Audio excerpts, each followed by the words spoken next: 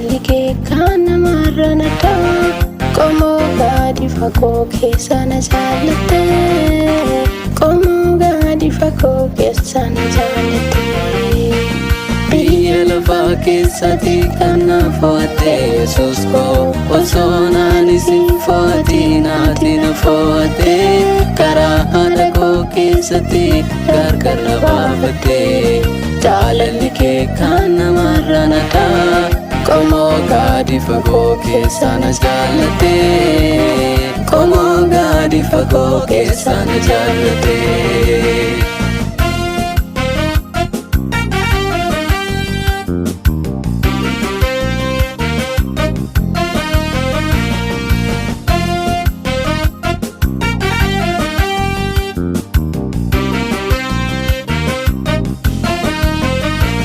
sirriidha bulchiinsi kee Yesuus koo talaala dukaan na jaalatte adii tokko malee fannoo irratti baate dhiiga kee qulqulluudhaaf dhangalaaste Yesuus koo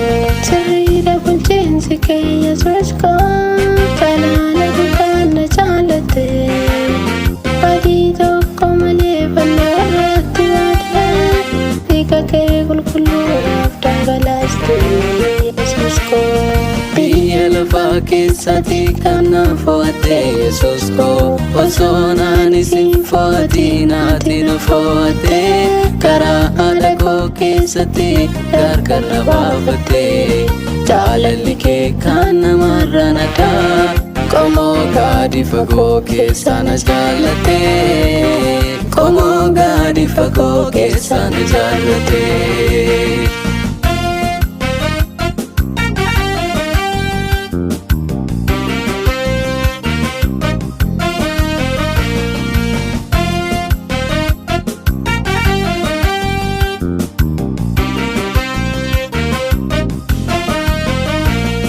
jaalalli kee Yesuus kan namarra nadhaa adii soon qabatee naaf jettee fannoo irratti baate dhiiga kee qulqulluu naaf dhangalaaste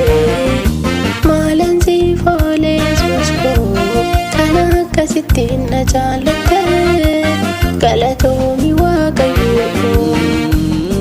biyya lafaa keessatti kan na fo'atte Yesuus koo osoo naan isin fo'atiin ati na fo'atte karaa haadha koo keessatti gargar na baafatte jaalalli kee kan namarra nadhaa qomoo gadi fagoo keessa na jaallatte qomoo gadi fagoo keessa na jaallatte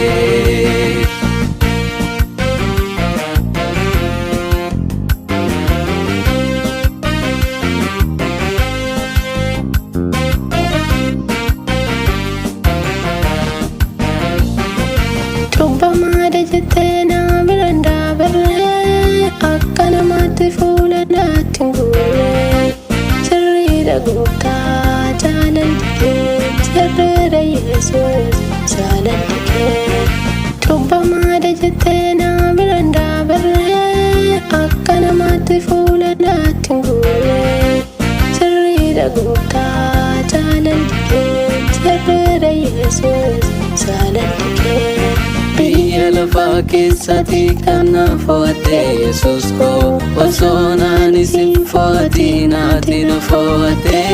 karaa haadha koo keessatti gargar na baafatte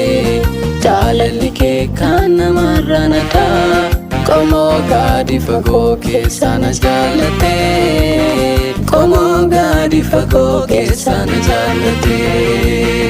biyya lafaa keessatti kan na fo'atte Yesuus koo osoo naan isin fo'atiin ati na fo'atte karaa haadha koo keessatti gargar na baafatte jaalalli kee kan namarra nadhaa qomoo gadi fagoo keessa na jaallatte qomoo gadi fagoo keessa na jaallatte